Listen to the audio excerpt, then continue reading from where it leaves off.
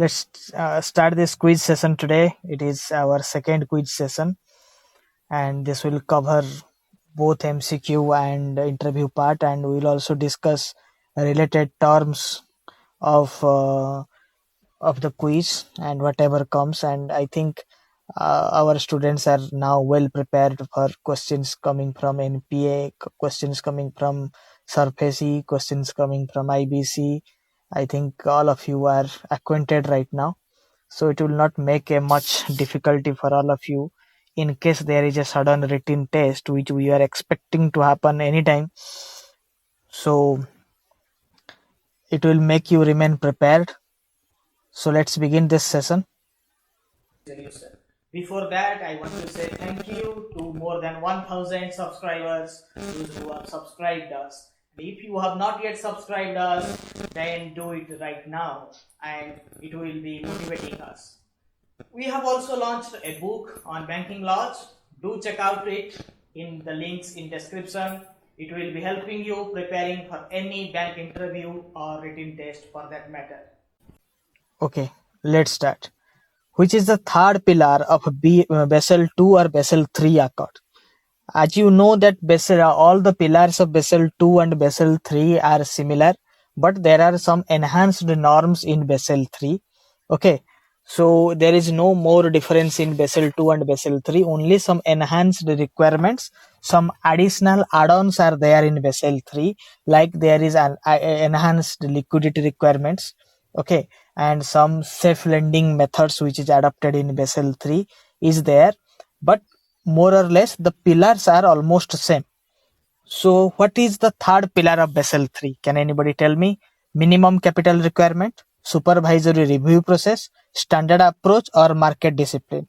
Which one is the third pillar of Basel III? And you can say Basel II, right? Rahul Kumar, right. Answer is D, right, market discipline. Okay, yes, right. Capital requirement is the first pillar, supervisory review is the second one, and the third one is market discipline, and both are enhanced requirements. Okay, so let's go to the next question. DICGC. Okay, what is that arrow?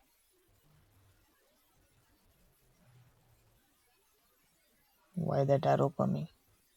Okay. So DICGC provides insurance to deposits to bank deposits. Which among the following is covered under the scheme? Money lying in SB or current account, money lying in FD account, money lying in RD, or all of the above. The right answer is all of the above, right? And can you say what is the maximum amount up to which this rates are covered? The insurance is covered. Yes, 5 lakhs. Right. Okay, next go to the next slide. Who has issued the inflation index bonds in India? This is IIB, inflation index bond. Who has issued it? Government of India, Reserve Bank of India, State Bank of India, or Security Exchange Board of India, SEBI? Can you please tell which one of the following issue this inflation index bond? This IIB was issued in the year 2013, and it is issued by Government of India. We have not covered it, so it is Government of India. Okay, so I think you will be knowing that inflation index bonds and these bonds are specially designed to protect any adverse inflation hike situation. So the rate of interest which is our next question is decided as per some basic criteria that is our next question we will decide. Okay, so from rupees 10,000 to rupees 25 lakh is the investment amount that can be invested through inflation index bonds, where institutional investors can invest up to 80% of the bond size, whereas rest 20% can be invested by the retailers. Okay, so let's see the next question. The next question says that what is the interest rate that is offered in inflation index bond? 1.44% above WPI, above CPI, above repo rate, or above bank rate? The right answer is A, above WPI. Right. wholesale price index, right? It is above wholesale price index. What is the difference between WPI, CPI? Can anyone tell it? The WPI is based on, yes, go ahead.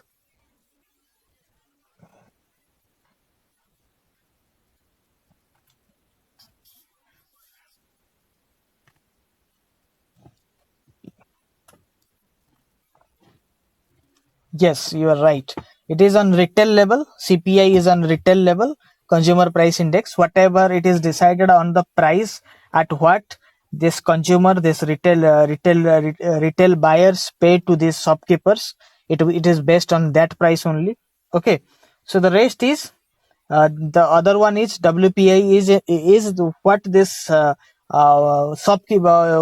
big shopkeepers, big wholesalers, big manufacturers pay to the other party. Okay, so it is based on that. So the base year for CPI is 2012, and for WPI is 2011-12. Okay, so that means WPI is before the goods reach to the retail consumer, and CPI is when it reaches the retail consumer. The price is price on the price on which we buy products from shopkeeper is based on consumer price index, and what wholesalers buy is decided by WPI. Okay, decided through WPI. What is this capital adequacy ratio that is prescribed for NBFCs by Reserve Bank of India? Can anyone tell? We have decided, we discussed everything about, yes, 15%. Right, very right, very right. I think my last 1 month dedication for all of you is paying off right now. It's great to get right answers from all of you. That's great. It's 15%. Okay. So the next question says, what is this capital adequacy ratio for housing finance companies in NBFC? Can you tell? Can someone answer? If it is 15% for NBFCs, no, not 11.5. That comes to the bank level. Not 11.5. Right, 12%. Very good. HFCs, housing finance company. Okay. So according to Basel III, how much capital conservation buffer banks required to maintain? 4.5, 1.5, 2.5 or 2%, right? 2.5%. Capital conservation buffer is to be maintained in a normal period. Okay, right. Right, 2.5% is right. It is to be maintained from 0% to 2.5%. Right now it is capped at 2.5%. And it is to be arranged in times where there is no stress to the bank is not incurring loss, bank is running through a very good phase, so it should be arranged as a buffer for any future shocks.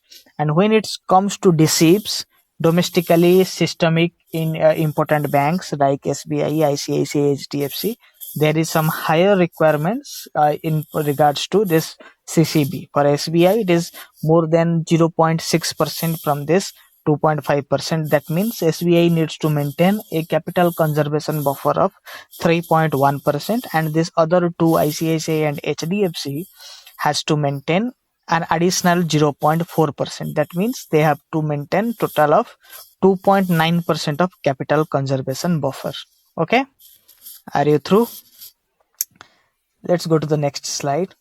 It says that according to Basel III, to calculate RWA, what is RWA? Which of the following risks are taken into consideration? RWA is risk-weighted assets. Okay. So which one of this following should be taken into consideration? Right. Even before I spell these options, you are answering. It's great. This is credit risk, market risk, operational risk.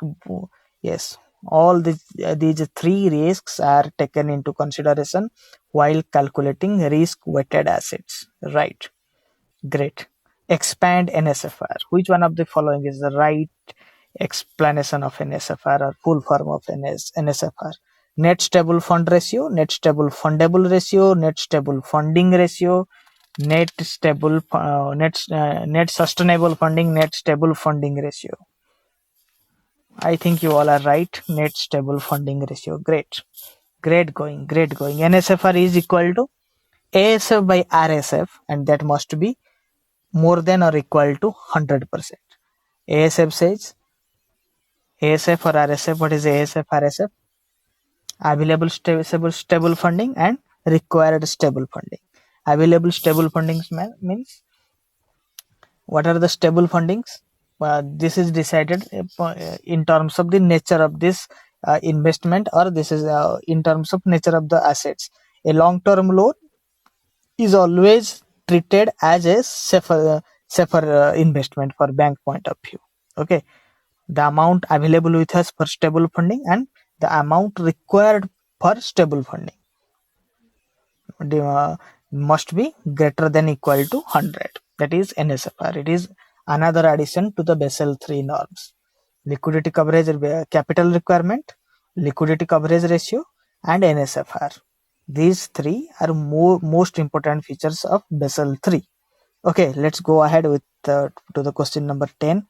Which of the following is not defined under NI Act? ABCD. Please answer. Promissory note, bill of exchange, currency note. Check. Yes, very good. Currency note. Why currency note is not a negotiable instrument? What are the negotiable instruments? Promissory notes. Under which section it is decided? It is termed that these three will be calculated, will be treated as negotiable instrument. Yes, it cannot be endorsed. The term called holder in due course, etc., will not come into effect when we treat currency note. Okay, so can you say under which section of Negotiable Instrument Act this promissory notes, bill of exchange, and check is defined as negotiable instruments? Can anyone tell? Yes, that is the year 1881, but I am asking about the section of NI Act 1881. That particular section that says, no, section 13. Section 13 says that promissory notes, PNs, BOE, bill of exchange, and checks, which is defined in section 4, 5, 6, are only negotiable instruments in India. Okay. And there was other negotiable instrument which was in use in India, which was called hundi. Hundi was a negotiable instrument that was used in British era.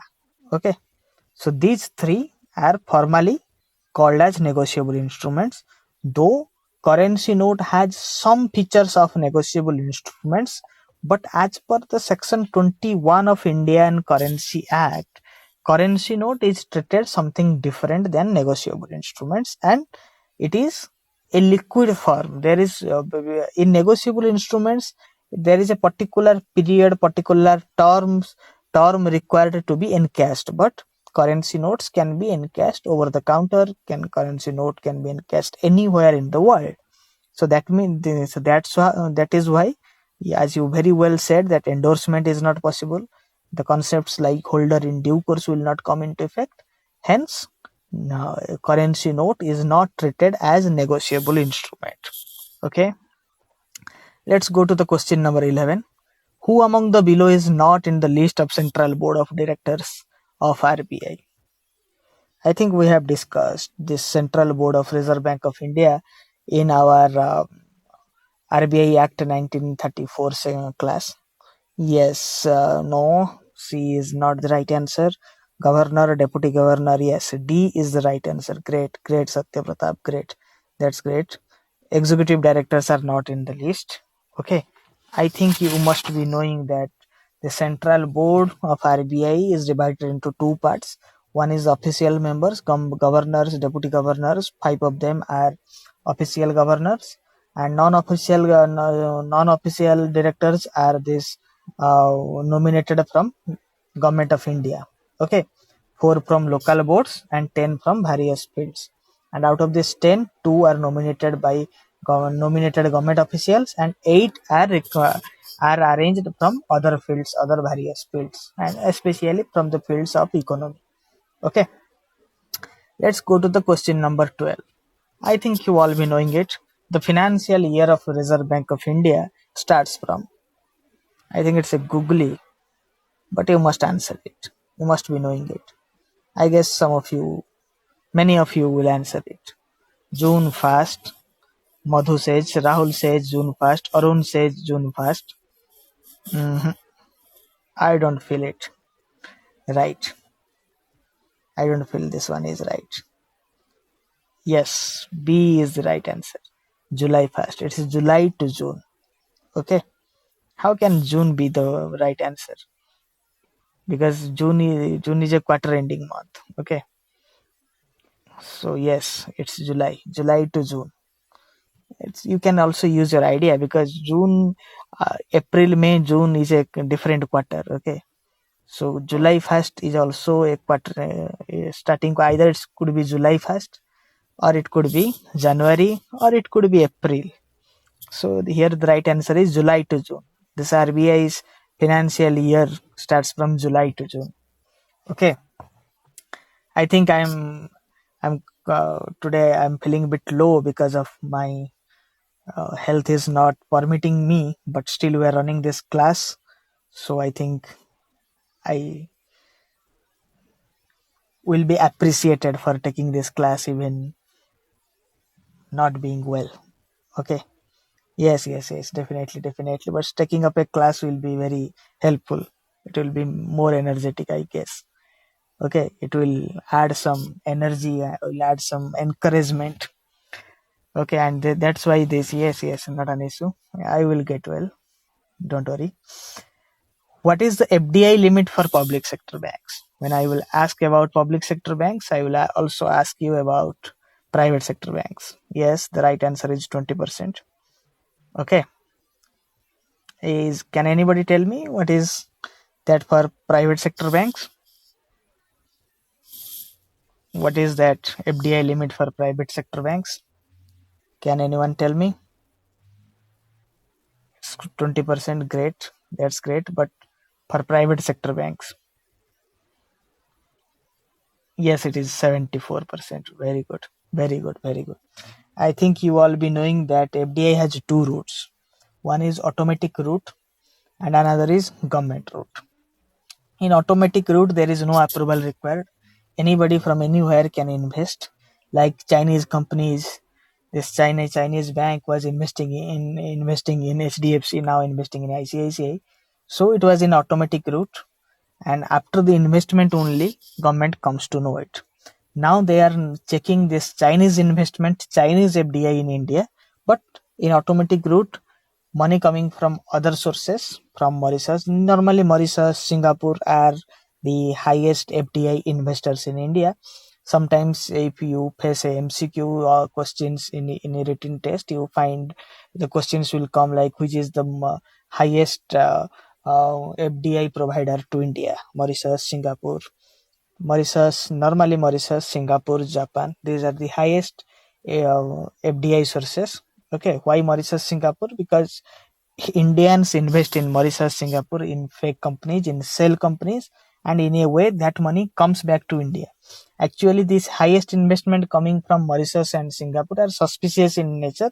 That means Indians investing in India. Okay, that should not be treated as FDI.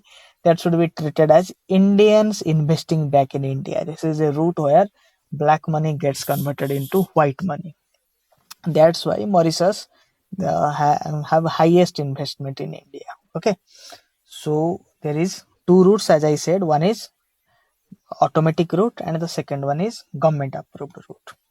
Okay, there are few sectors where FDI is not allowed because these are sensitive sectors. Earlier the FDI was not allowed in defense, but now it is permitted. Currently FDI is not allowed in atomic energy, in cheat funds, in nidhi companies, in agricultural sector where plantation etc. is the main job. But somewhere in agriculture, like in horticulture, it is allowed. Okay, so in tobaccos it is not allowed. In housing projects, this is not allowed. This FDI is not allowed. Okay, so right answer for question number 13 is A, 20. Okay. Ombudsman scheme is framed under which act? Ombudsman scheme is framed under Section 35A BR Banking Regulation Act, 35A RBI Act, 42 RBI Act, Ombudsman Scheme Rules 1995. I think we have covered it. Yes, right answer. Section 35A of Banking Regulation Act. That's great. Okay, SURFACE Act 2002 is not applicable in the cases. Any security interest not exceeding rupees 1 lakh, any security interest in agricultural land, any place of movable security as per 172 of Contract Act, or all of the above. SURFACE Act 2002 is not applicable. Yes, D, in all of this above. It cannot be applicable for loan amounts below 1 lakh on agricultural land or any place of movable security as per Section 172 of Contract Act. That's great.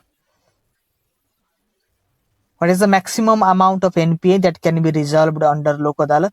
10, 15, 25. Which one? Please go ahead. Yes, it is 20 lakhs. That's great. It's 20 lakhs. Beyond 20 lakhs, which is the forum where we can address NPAs above 20 lakhs? DRT, right. That's great.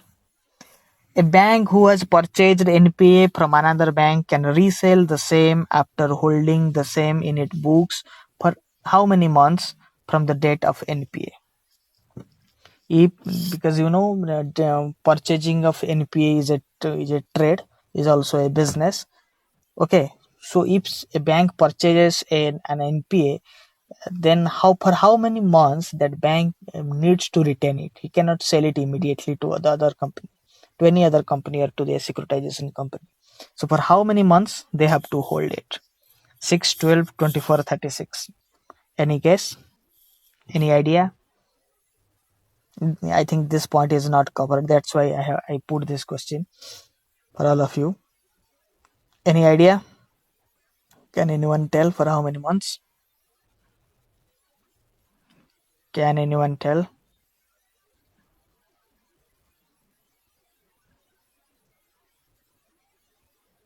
It's for 12 months. Okay.